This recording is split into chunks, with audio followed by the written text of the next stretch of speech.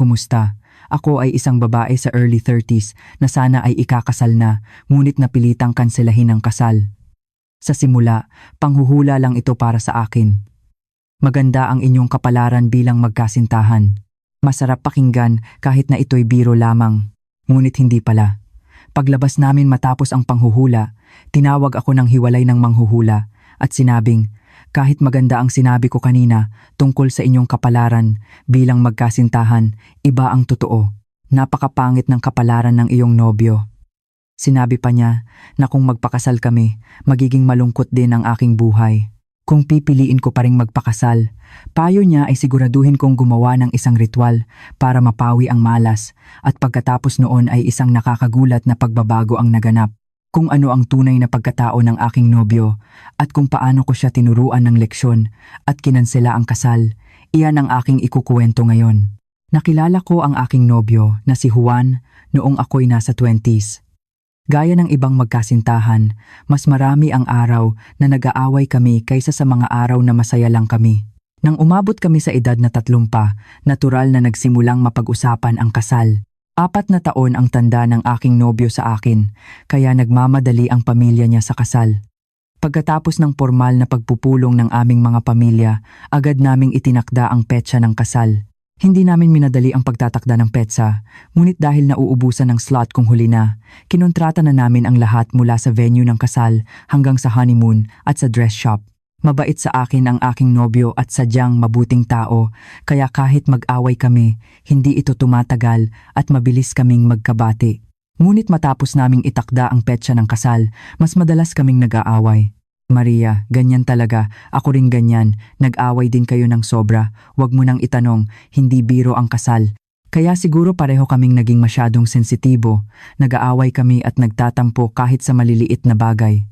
Kaya, kumusta na ngayon? Masaya na kami ngayon. Sobra kaming nag-away bago ikasal kaya nagduda ako kung dapat pa kaming magpakasal, ngunit panandalian lang pala iyon. Kaya, wag mo masyadong seryosohin. Kung iisipin mong ganoon din ang ibang tao, mas gagaan ang loob mo. Ako rin ay mabait sa aking nobyo, at matapos kong matanggap ang kanyang proposal, akala ko ay kailangan na lang naming maghanda at magpakasal. Ngunit tila ako'y naging sensitibo o kaya'y patuloy na may mga bagay na pagmumulan ng aming pag-aaway, kaya't nahihirapan ako. Bigla kang lilipat ng trabaho. Anong ibig sabihin yan? Wala namang problema sa kumpanya, di ba? Hindi ko sinabi sa iyo, pero matagal ko na itong pinag-iisipan. Pero, ikakasal na tayo at kailangan nating magpalaki ng anak sa hinaharap, hindi ba kailangan natin ng maraming pera? Kaya naisip ko na mas maganda kung lilipat ako ng trabaho habang bata pa ako. Ngunit lilipat siya sa isang industriya na hindi niya kinalaman at wala siyang karanasan. Mula sa pagiging office worker, magtatrabaho siya sa isang pabrika na may 3-shift schedule. Malaki ang pagkakaiba sa sweldo. Ngunit dahil sa 3-shift, tiyak na mahirap ito, kaya't sa simula ay pinigilan ko siya. Kahit magkaanak tayo sa hinaharap, patuloy akong magtatrabaho. Sapat na ang kinikita nating dalawa, hindi ba? Mahirap talaga ang 3-shift, magbabago ang oras ng gabi at araw. Ayos lang. Bata pa naman ako, ano bang hindi ko kayang gawin? Natural, ang paglipat ng trabaho ng aking nobyo ay hindi hadlang sa aming paghahanda sa kasal. Bagamat magbabago ang aming lifestyle matapos ikasal, naisip ko na kaya naman naming mag-adjust sa isa't isa, kaya ang tanging pinag-aalala ko ay baka masira ang kanyang kalusugan. Ngunit ang partikular na ikinababahala ko ay ang alak. Mahilig uminom ang aking nobyo. Sa kabilang banda, kapag nakainom ako ng isang baso, namumula ang buong katawan ko at masama ang pakiramdam ko. Kaya sa buong panahon ng aming relasyon, bilang lang sa daliri ang beses na pumunta kami sa bar. Kaya kapag nakikipagkita ang aking nobyo sa kanyang mga kaibigan, lagi siyang umiinom. At kahit hindi niya pinadarami ang pag-inom matapos ang aming usapan, narinig ko pa ang ganitong pahayag mula sa kanyang ina nang makilala ko siya. Narinig ko, lahat ay maayos, ngunit napakahilig uminom ng aking Juan. Kung kaya mong hawakan ang ugaling iyon, magpakasal kayo. Nang una siyang uminom bilang may sapat na gulang, bago pa kami magkakilala, mukhang uminom siya hanggang sa mawalan ng malay dahil hindi niya alam ang kanyang limitasyon. Nangyari ito ng 2 beses pagkatapos noon at nasabon siya ng husto sa bahay at sinabing hindi na niya gagawin muli. Ngunit sa kabila nito, gaano kaya niya kagustong uminom para masabi niya iyon sa kanyang magiging manugang na unang bumisita? Dapat ko bang itong ituring na swerte o naisip kong nagbago na siya? Hindi pa naman nawalan ng malay si Juan o nawalan ng komunikasyon habang kami ay magkasama. Ngunit dahil mayroong paano kung lagi kong sinasabi sa kanya, alam kong mahilig kang uminom kaya hindi kita pagbabawalan. Ngunit wag mong lalampasan ang iyong limitasyon. Tama lang. Naiintindihan mo, di ba? Oo, pangako ko. At salamat sa pag-unawa. Mahalaga na disiplinahin ng isang tao ang sarili. Inisip ko na ganoon din sa alak. Ang pag-inom ng labis ay walang magandang idudulot sa katawan, kaya mas mainam na uminom ng kaunti. Hindi ko mapapatawad kung uminom siya hanggang sa mawalan ng malay. Kaya't pinagpatuloy namin ang aming relasyon dahil sinunod niya ang pangakong iyon. Pagkatapos naming mag-engage, mas naging maingat siya sa aking paningin. Sinabi pa niya na mag-ehersisyo siya ng husto para magpapayat at magpalakas ng katawan bago ang kasal at nag-enroll siya sa gym, kaya sinuportahan ko siya. At dahil sinabi niyang magkakaroon siya ng weekend work kapag lumipat na siya ng trabaho, naisip kong sulitin ang pagkakataon at mag-date ng husto. Kaya't maaga kaming nagkita noong Sabado, nanood ng sine, kumain, nagpakuha ng litrato at nagkaroon ng ordinaryong oras na parang ordinaryong magkasintahan. Nagkita rin kami kinabukasan, Linggo, at sinabi ng aking nobyo na gusto niya akong regaluhan, kaya't pumunta kami sa isang lugar na may mga tindahan at kainan, parang sa Bonifacio Global City. Mahilig ako sa libro, at nang bigla siyang magtanong kung may gusto akong makuha, sinabi kong libro. Kaya agad kaming nagpunta sa isang malaking bookstore, pumili ng libro, at lumabas upang bumili ng kape at maglakad. Ang tagal na rin pala simula nang magkaroon tayo ng ganito ka-relax na weekend. Hindi ba? Oo nga, nakabili ako ng libro, nakainom ng kape, maganda rin ang hangin. Paglipat ko ng trabaho, hindi na ako makakapagbakasyon ng ganito. Pero kung may araw kang pahinga sa weekend, pwede tayong mag-date ng ganito, di ba? Oo nga, pero hindi naman every week.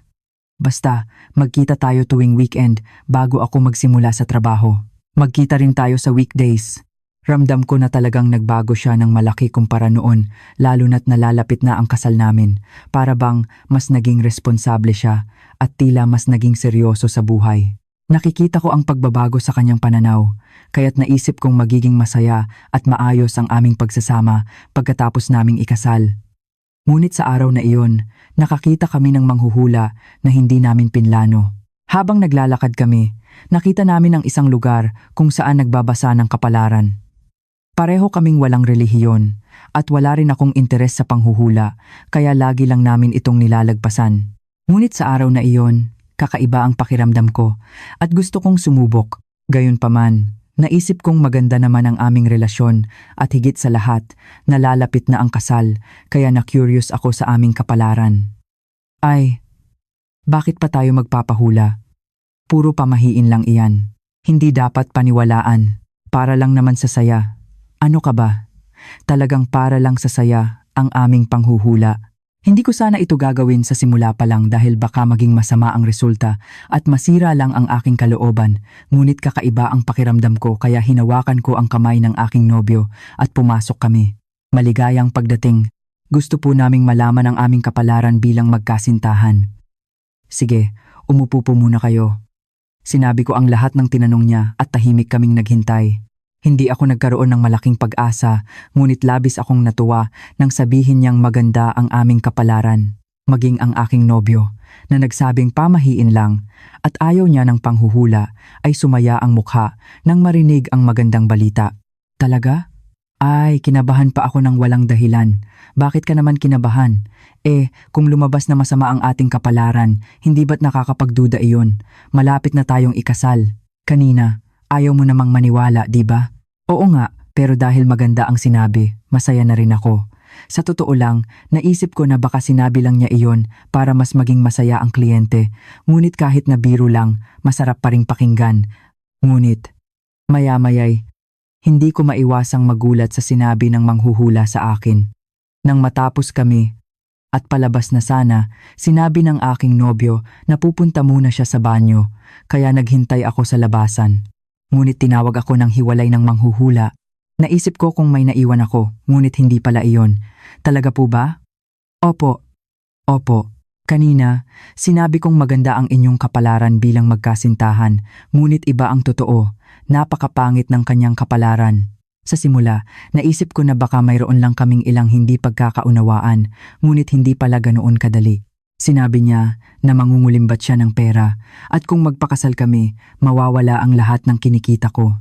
Bukod pa rito, sinabi niyang hindi siya likas na mabait o mapagmahal, kaya't sinabi ko, hindi po.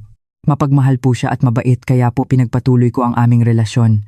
Ngunit sinabi niya na baka iyon ay panandali ang pagtatangka lamang at hindi madaling baguhin ang likas na ugali ng isang tao.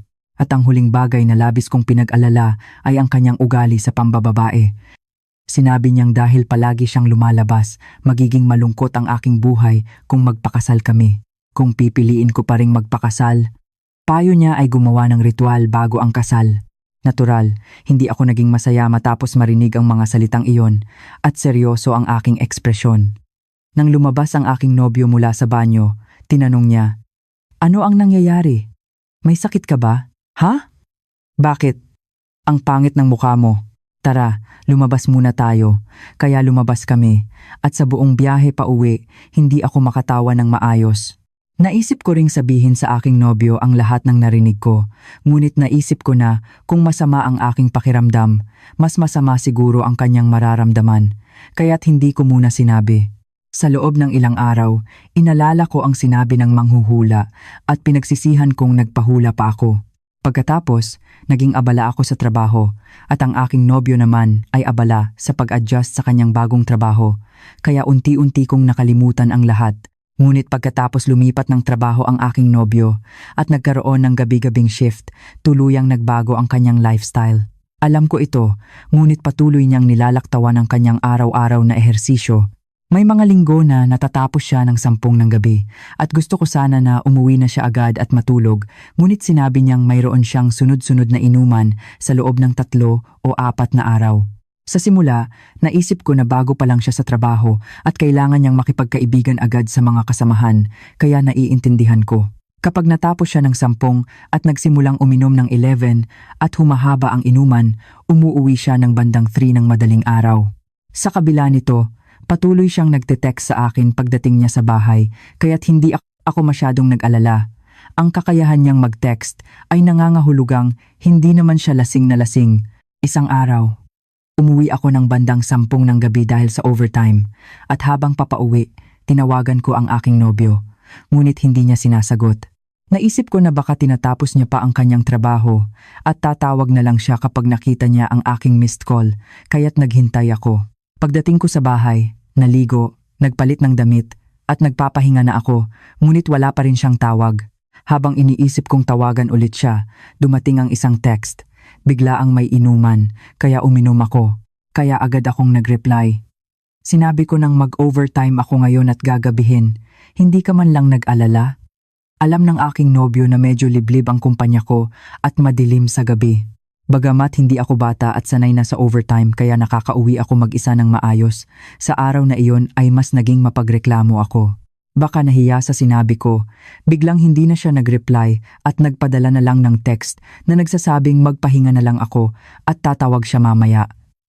Habang naghihintay ako ng kanyang tawag, nakatulog ako. Kinabukasan, pagising ko, wala ni isang missed call o text mula sa kanya. Hindi pa ito nangyari sa buong relasyon namin kaya't labis akong nagalit, ngunit kailangan ko pa ring maghanda para sa trabaho at abala ako sa umaga kaya pinigilan ko muna ang aking sarili at naghintay. Araw ng pahinga ng aking nobyo at dahil uminom siya at ginabi, naisip kong natutulog pa siya. Naisip kong tatawag siya sa tanghali, ngunit wala pa ring tawag. Lumipas ang 2, 3 ng hapon, ngunit wala pa rin siyang text, kaya't nang maging 4 ng hapon, tinawagan ko siya at natutulog pa rin siya. Anong oras ka ba umuwi kagabi? Hindi ko maalala. Parang nawalan ako ng malay. Umuwi ako ng umaga? Nang sabihin niya iyon, naalala ko bigla ang sinabi ng ina ng aking nobyo noon. Ang sabi niya, napakahilig niya uminom. Umabot pa nga sa puntong nawalan siya ng malay, ngunit kung kaya mo siyang kontrolin, magpakasal kayo. Sa oras na iyon, akala ko'y biro lang iyon at pinalaki lang niya ang kwento dahil nakangiti siya habang sinasabi. Ngunit hindi pala. Galit na galit ako, kaya't pinatay ko agad ang telepono. Sa buong oras ng aking trabaho, tumatawag ang aking nobyo ngunit hindi ko sinasagot at pag-uwi ko, nakita kong mahigit 60 missed calls at maraming text na nagsasabing humihingi siya ng tawad at hindi na niya uulitin. At nang makita kong gusto niya akong makipagkita agad, naisip kong hindi ito tama kaya't agad ko siyang tinawagan. Hello? Hello? Maria, galit ka ba? Magkita muna tayo. Pupunta ako malapit sa kumpanya mo o kaya sa tapat ng bahay niyo. Hindi, huwag kang pumunta. Ayoko kitang makita ngayon. Gusto ko sanang sabihin sa kanya ng harapan. Ano ba ang nangyayari sa iyo? Ganyan ba ang buhay natin mula ngayon? Ngunit sa araw na iyon, talagang ayoko siyang makita. Labis akong galit at bigo, kaya naisip kong kung magkita kami, emosyonal lang ang mga salitang lalabas sa aking bibig. Ano ba, Maria? Nagkamali ako. Magkita muna tayo bukas. Hindi. Kailangan kong mag-isip ng ilang araw. Sinabi ko iyon at pinatay ang telepono. At sa araw na iyon, umuwi ako at patuloy na nag-isip.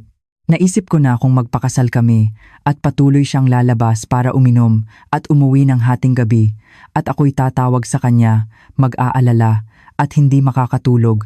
Ayoko iyon. Hanggang sa puntong ito, naisip ko na kaya ko siyang baguhin.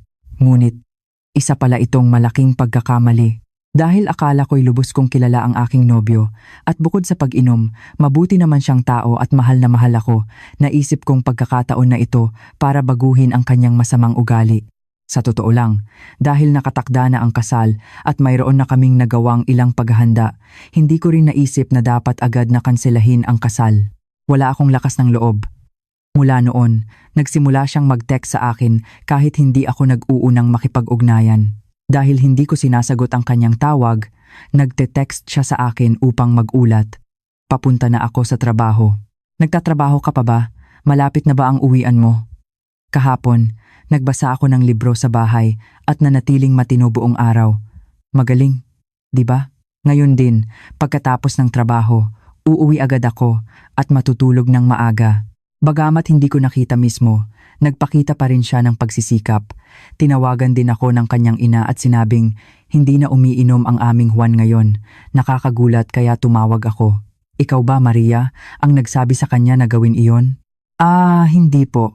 Pero sinabi po ng anak ninyo na ayaw ko raw po siyang umiinom, kaya titigilan na raw po niya. Ganoon po ba? Oo.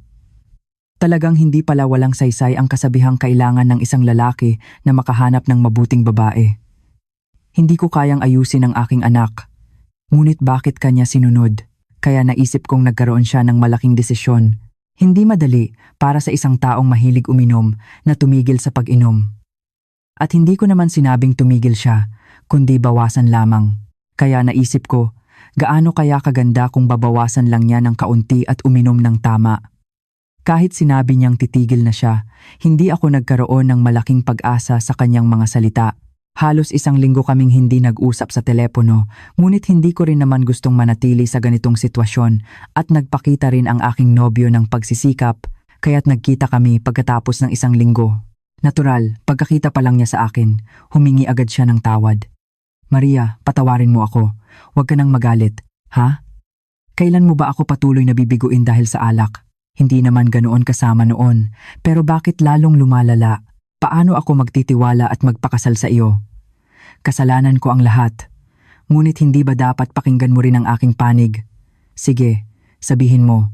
Hindi ko talaga gustong makinig. Naisip ko na puro dahilan lang ang sasabihin niya. Ngunit nang pakinggan ko, naisip kong mayroon pala siyang sariling sitwasyon. Lumipat ako sa isang kumpanya na wala akong kakilala at para makapag-adjust, kailangan kong makipagkaibigan agad sa mga kasamahan, di ba? Hindi naman sa alak lang maaaring makipagkaibigan, di ba? Hindi. Tama ka. Ngunit dahil sa trabaho sa factory, abala ako sa trabaho at wala akong pagkakataong makipag-usap habang nagtatrabaho. Noon, bilang office worker, marami akong pagkakataong makipagkaibigan habang nakaupo sa desk. At pagkatapos kong lumipat ng trabaho, hindi ko pa ako ang unang nag-aya na uminom. Sinasabi nilang welcome ako bilang bagong dating, kaya hindi ko naman pwedeng tanggihan, di ba? Bukod pa rito, sinasabi ng mga kasamahan ko na magandang makipagkaibigan sa mga empleyado ng ibang kumpanya at nag-organisa sila ng kainan pagkatapos ng trabaho. Kaya paano ko naman tatanggihan? Naisip ko rin na pagkatapos ng trabaho, dahil nagbago na ang aking lifestyle, gusto ko na ring umuwi at magpahinga agad. Kasabay nito, inabot niya sa akin ang isang piraso ng papel. Ano ito? Hindi naman kailangan ng malaking pasasalamat. Ngunit, ang nakasulat diyan ay tutuparin ko sa anumang mangyari. Pangako. Nang tingnan ko ang papel, nakita kong sulat kamay ng aking nobyo ang nilalaman at mayroon pang numero sa unahan na nagpapakita ng kanyang pagsisikap. Hindi ko maipapangako na hindi na ako iinom ng alak. Imposible iyon sa aking pakikisalamuha sa trabaho. Ngunit, hindi ko nalalampasan ang aking limitasyon at hindi na ako iinom hanggang sa malasing. Kahit pa ang aking boss ang magbigay, tatanggihan ko ito ng maayos. Walang panloloko na mangyayari sa iyo tungkol sa alak. At bukod pa rito, sinabi niya na hindi na mawawalan ng komunikasyon, maging sa mga araw na umiinom siya o hindi. Bukod pa sa mga iyon, ang pagtawag sa akin habang papasok at pauwi ay basic. Sinabi rin niya na hindi na ako mag-aalala sa anumang problema tungkol sa ibang babae at humiling na pagtiwalaan ko siya. Kahit na sinabi niyang gusto niyang tumigil sa pag-inom para sa kanyang kalusugan ngunit mahirap, ang pagtatangkang bawasan ito ay nagpakita na alam niya kung ano ang problema. Mula noon, lagi siyang nagte-text sa akin kahit gabihin. Nagpapadala siya ng text na papunta na siya sa trabaho o kaya'y pagkatapos ng trabaho. Kung may bigla ang inuman, sinasabi niya ang lahat ng tapat. Dahil nagtatrabaho rin ako, hindi ko naman gustong ipilit na hindi siya umattend sa mga inuman. At mula nang magkausap kami, naisip kong ito na ang huling pagkakataon at pinagkatiwalaan ko siya. Sa buong company outing, nagte-text siya sa akin kung ano ang nangyayari o kaya'y pumupunta sa banyo para tumawag at hindi nawawalan ng komunikasyon. Ito ang gusto ko. Hindi ko naman gusto na mag-report siya bawat minuto, kundi gusto ko lang na manatili siyang matino sa inuman at kayang pigilan ang sarili at mahusay niyang tinupad ang pangako. Ilang beses, sinabi niyang pagod siya pagkatapos ng trabaho at kahit may inuman, umuuwi na raw siya at umalis na. At kahit may company outing, hindi siya nagtatagal hanggang matapos na nagpakalma sa akin. Hindi naman sa ayaw kong umattend siya sa mga inuman. Ngunit, batay sa sinabi ng aking nobyo, may isang boss na mahilig magpilit uminom kaya't mas gusto ko sana na hindi na lang siya pumunta. Dahil sa kalusugan ng aking nobyo, gusto ko sana na hindi na siya masyadong uminom at naisip kong kung sisimulan niya sa pagbabawas ng kaunti, baka sa huli ay mabawasan din ang kanyang limitasyon sa pag-inom. Sa loob ng ilang panahon, talagang masigasig siyang nag-gym at sa mga araw na maaga ang kanyang uwian, nagde-date kami kahit weekdays. Unti-unti nang lumalapit ang petsa ng kasal. Ngunit may isang araw na nagpaalala sa akin ng panghuhula tungkol sa aking nobyo na halos makalimutan ko na. Ang buhay ng aking nobyo ay isang araw may company outing, isang linggo pagkatapos may team outing, at sa susunod na linggo may department outing at BPP. Nang bilangin ko ang mga ito, mayroon siyang 4 o 5 outing sa isang buwan. Kung ikukumpara sa aming kumpanya, napakadalas nito.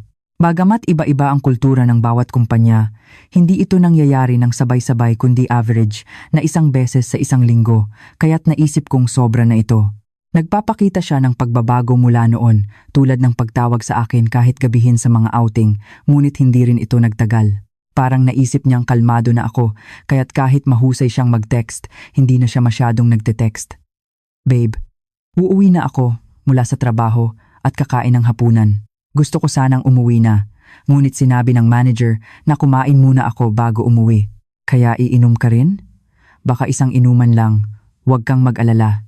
Hindi ko iinumin lahat ng ibibigay nila, di ba? Hindi ka ba nagtitiwala sa akin? Matapos ang tawag na iyon, nagte-text siya sa akin paminsan-minsan, tapos na kaming kumain. Aalis na kami, kaya't alam ko iyon. Ngunit sinabi niyang tatawag siya habang papauwi, ngunit walang tawag hanggang gabihin. Kaya't tinawagan ko siya, "Hello, nasa restaurant ka pa ba?" Medyo gumagabi na dahil sa usapan. Huwag ka nang mag-alala sa akin, matulog ka na muna. Makakauwi ako ng maayos at sinabi niyang sanay huwag na akong tumawag habang nasa inuman siya. Narinig ko rin ang boses ng kanyang mga kasamahan sa background. "Ay, Ale, Huwag kang mag-alala, hindi na siya bata, makakauwi siya ng maayos. Sinabi ng aking nobyo na makakauwi siya ng maayos at tatawag siya pagdating sa bahay. Dahil sa buhay sa kumpanya at naisip kong baka hindi komportable na patuloy siyang tumitingin sa telepono habang nasa inuman, sinabi ko ring sige at pinutol ang tawag. Ngunit kung titingnan ng iba, para akong nagbabantay at palaging tumatawag upang malaman kung ano ang ginagawa niya, ngunit hindi iyon ang kaso. At dahil ayaw niyang tumawag ako habang nasa inuman, pinagkatiwalaan ko siya at hindi na ako tumawag. Hindi pa naman kami mag-asawa at kanya-kanya pa kami ng buhay kaya hindi ko siya kinikialaman, ngunit naisip ko kung hanggang kailan ko kayang tiisin ang ganitong sitwasyon kapag ikasal na kami. Sa totoo lang, naisip ko na kung gusto mo talagang makipag-ugnayan, magagawa mo iyon anumang oras. Hindi mahirap ang tumawag o mag-text saglit habang lumilipat ng lugar o pumupunta sa banyo. Kung normal siyang nakikipag-ugnayan at umiinom ng tama, sapat na sana ang isang tawag lang kapag sinabi niyang may inuman siya, ngunit hindi ito ganoon. Humingi siya ng tawad sa harap ko at nangakong hindi na niya uulitin, ngunit nang magpakita ulit siya ng ganitong mga senyales, nagsimula akong mag-alala. Gayunpaman, hindi naman siya tuluyang nawalan ng komunikasyon tulad ng dati, kaya't wala akong masabi. Ngunit labis na itong lumalala. Kung walang tawag pagkatapos ng trabaho, ako ang tumatawag at sinasagot naman niya ang aking tawag. Kumakain ako ngayon. Ngayon, ililibre kami ng aming boss ng hapunan. Laging ganyan ang kanyang dahilan. Ano pa ang masasabi ko kung sinasabi niyang kumakain siya kasama ang kanyang mga kasamahan? Sinabi ko lang, ganoon ba? At pinutol ang tawag. Sa totoo lang, nag-aalala rin akong tumawag dahil sa sinabi ng mga kasamahan niya sa huling inuman na hindi na raw siya bata at makakauwi ng maayos nang hindi ako nag-aalala. Ngunit ang aking nobyo ay abala kahit wala siyang company outing. At isang araw, nagkita kami ng aking nobyo at sinabi niyang iimbitahan niya na ang kanyang mga kaibigan sa kasal. Habang papalapit ang petsa ng kasal, naging abala rin ako. Kailangan kong manlibre sa aking mga kaibigan at magbigay ng imbitasyon sa kasal ng personal sa mga taong madalas kong nakakausap, kaya't marami akong kainan pagkatapos ng trabaho. Ngunit sa araw na iyon, para akong may hindi maintindihan, sinabi ng aking nobyo na pupunta siya sa aking pakikipagkita sa mga kaibigan. Pupunta ka rito ngayon? Nakikipagkita ako sa aking mga kaibigan para magbigay ng imbitasyon sa kasal at kumain, at aalis na kami. Isang baso lang ng beer ang ininom ko, iyon lang. Magaling, di ba? Oo, magaling. Pero hindi ka ba pagod?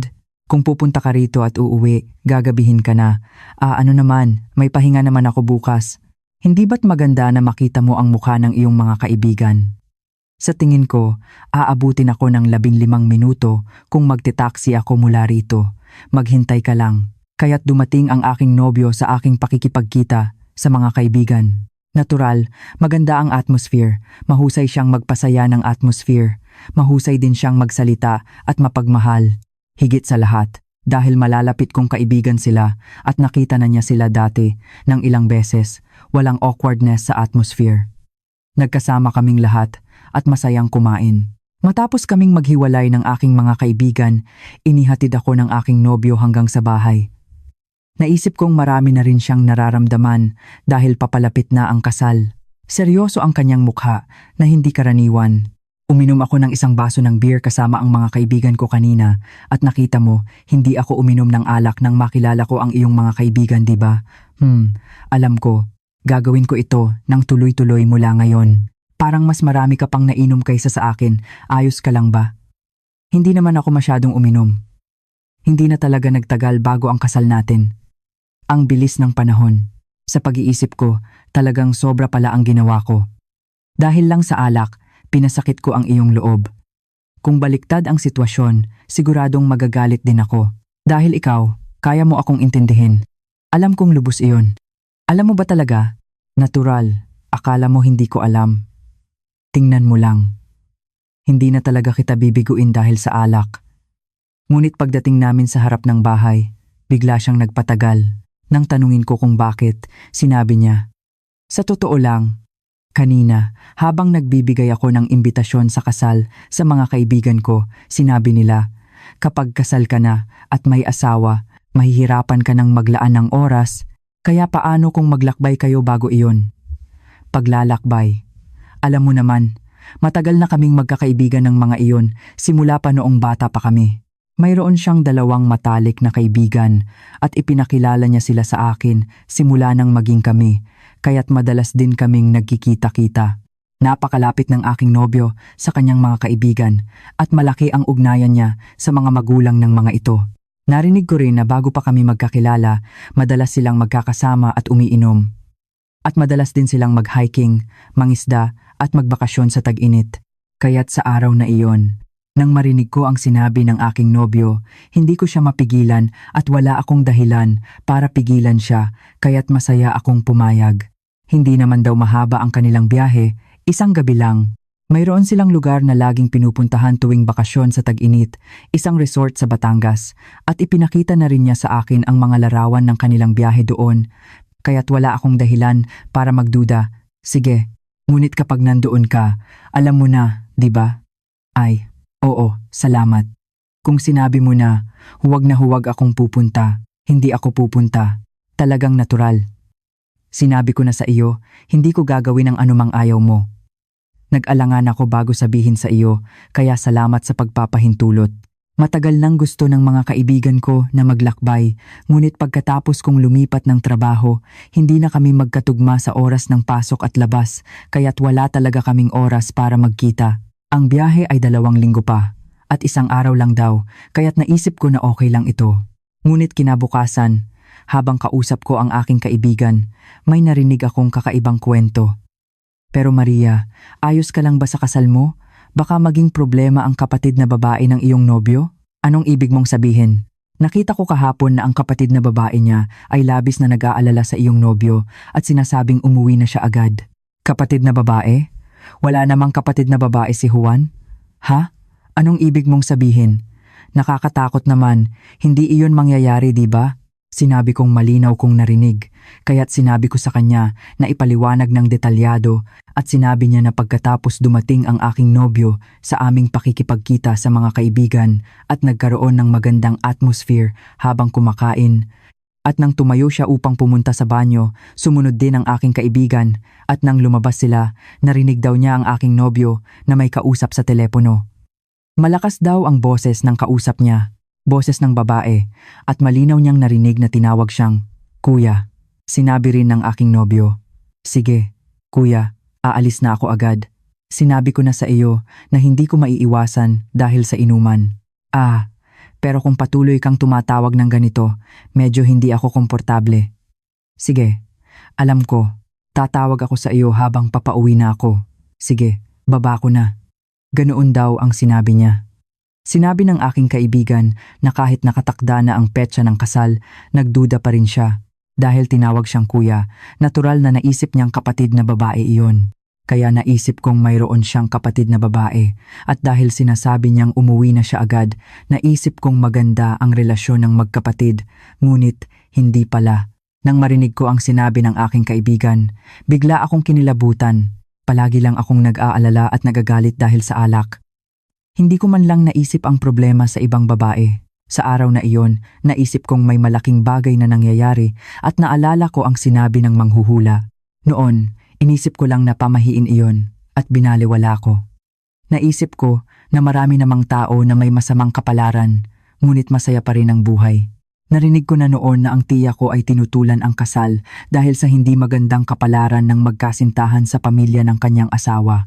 Ngunit sa huli ay nagpakasal sila at masaya ang kanilang buhay, kaya't naisip kong hindi rin mangyayari iyon sa akin. Ayoko ring pagdudahan ang aking nobyo hanggang sa puntong kailangan pa naming gumawa ng ritual bago ang kasal. Ngunit, lahat ng ito ay aking pagkakamali.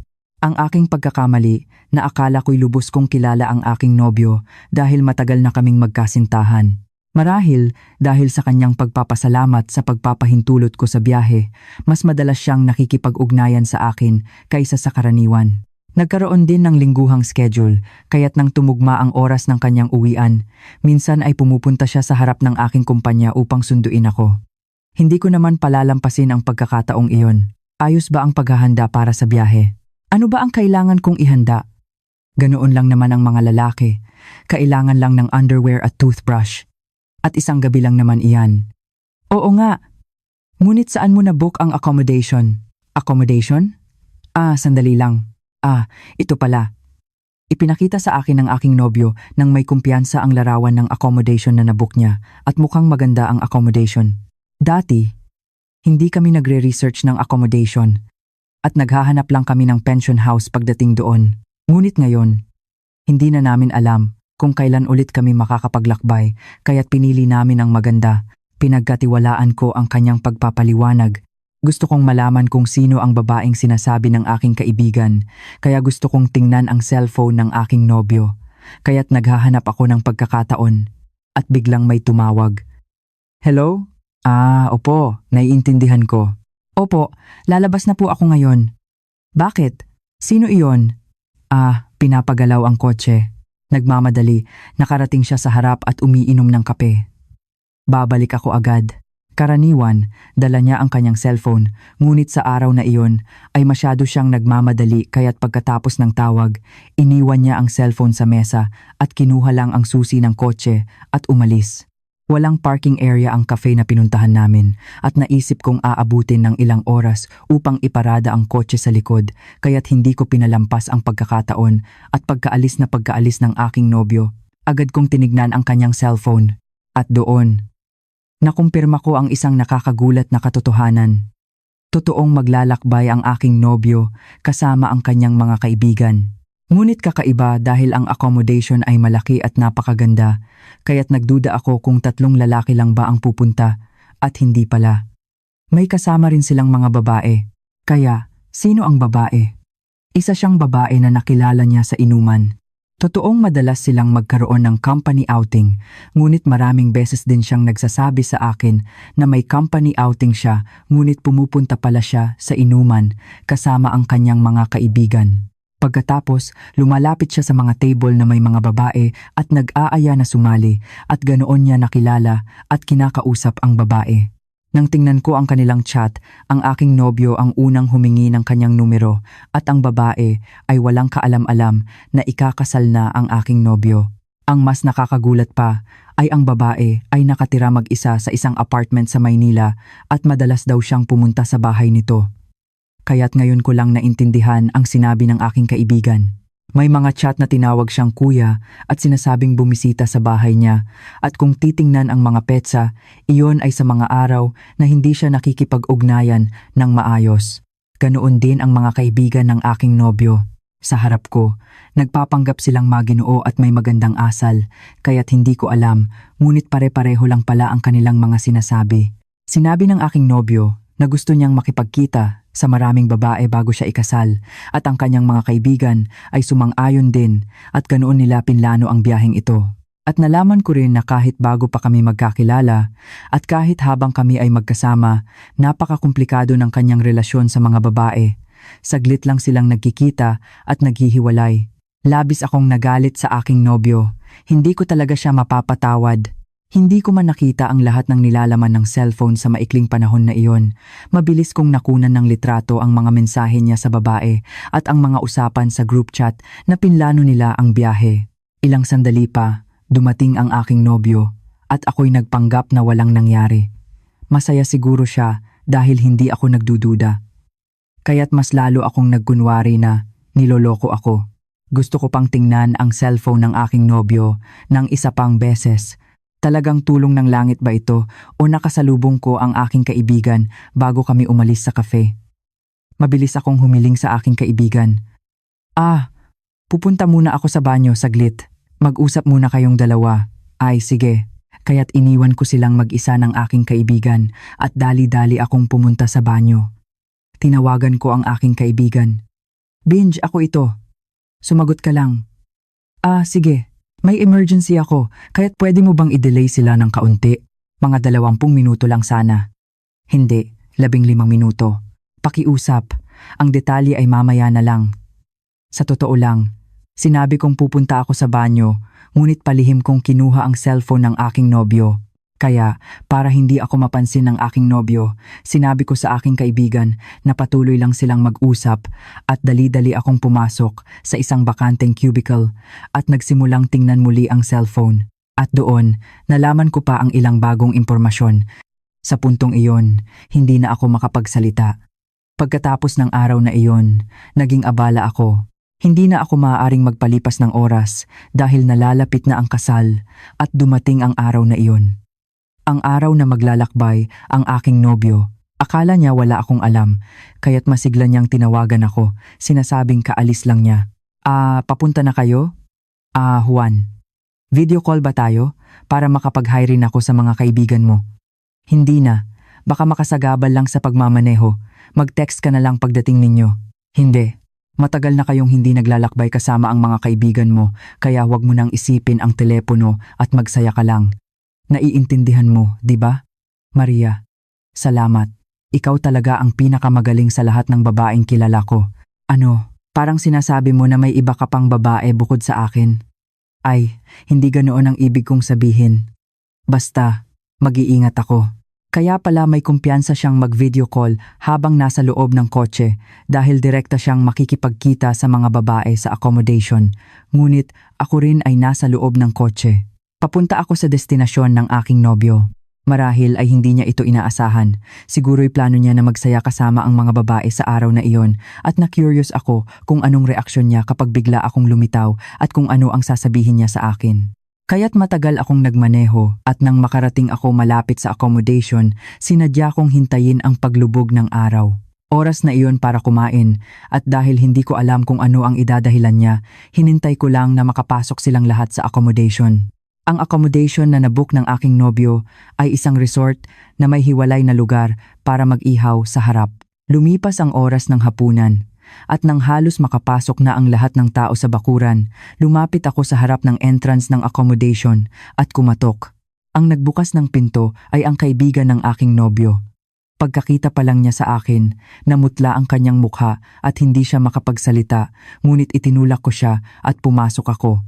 Sa sahig ng sala ng accommodation ay nakakalat ang mga bote ng alak at mga supot ng chichirya at mayroong 3 pinto sa kwarto kaya't binuksan ko isa-isa upang hanapin ang aking nobyo.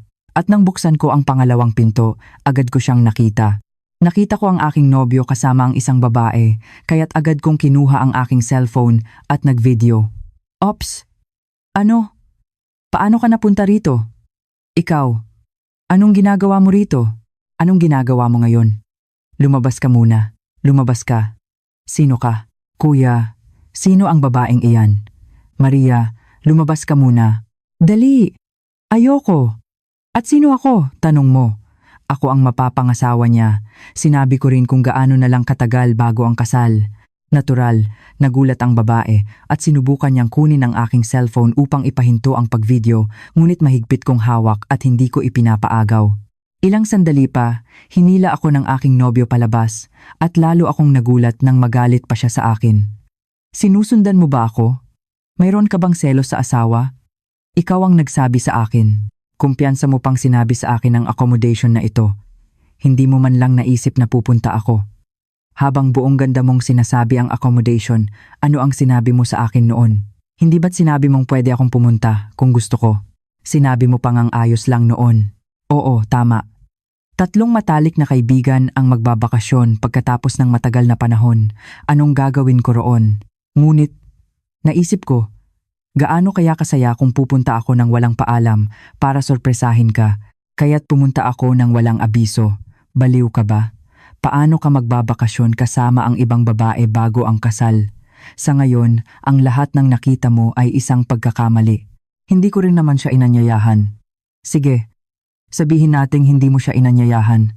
Ngunit, bakit kayong dalawa lang ang nasa kwarto kasama ang babaeng iyon? Bakit kayong dalawa ang nasa kama? Kahit sinasabi ng aking nobyo na humihingi siya ng tawad, patuloy niyang sinusubukan na agawin ang aking cellphone at wala na akong masabi pa, kaya't agad akong sumakay sa kotse at bumalik sa Maynila. Patuloy na tumawag ang telepono habang ako'y nagmamaneho pa uwi. Marahil ay nagalit din ang babaeng kasama ng aking nobyo nang malaman niya ang aking pagkatao at lahat sila'y umuwi na. Maraming text ang dumating at nang basahin ko, sinasabi nilang tapos na ang biyahe at papunta na sila sa Maynila at gusto nila akong makipagkita. Ngunit binaliwala ko silang lahat. Pagdating ko sa bahay, ng gabing iyon, sinabi ko ang lahat ng katotohanan sa aking mga magulang. Ipinakita ko rin agad ang video na kinuha ko. Tumatawag ang aking nobyo, ngunit hindi siya makapunta sa aming bahay. Siguro'y inaasahan niyang masabon siya ng aking mga magulang.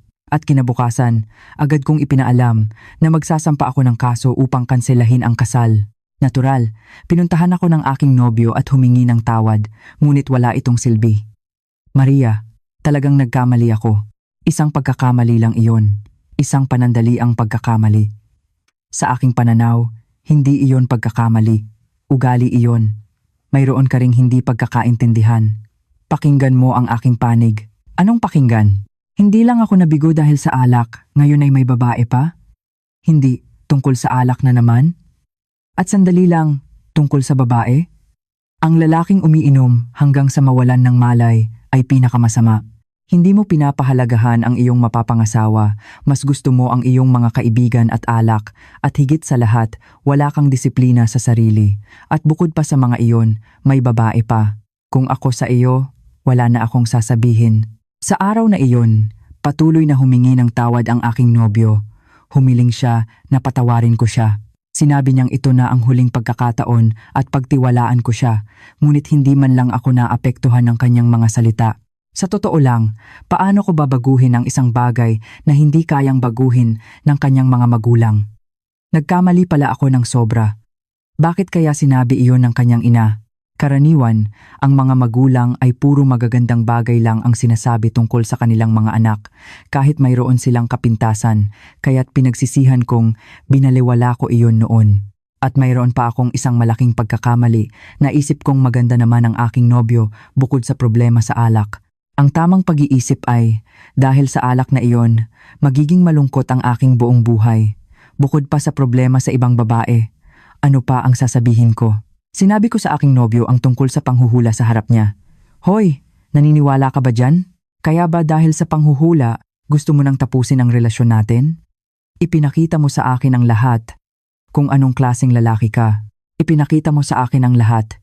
Hindi, sinabi ko na mayroong hindi pagkakaintindihan. Nagkamali rin ako, ngunit mayroon ding hindi pagkakaunawaan.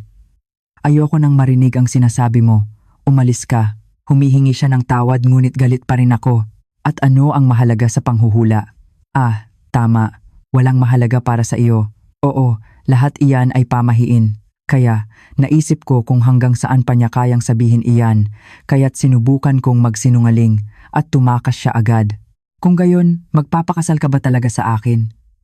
Natural na tanong. Sinabi ko na ngang nagkamali ako. Hindi ko na uulitin. Ngunit mayroon akong isang bagay na hindi ko sinabi. Sa totoo lang, sinabi niya na maikli ang iyong buhay.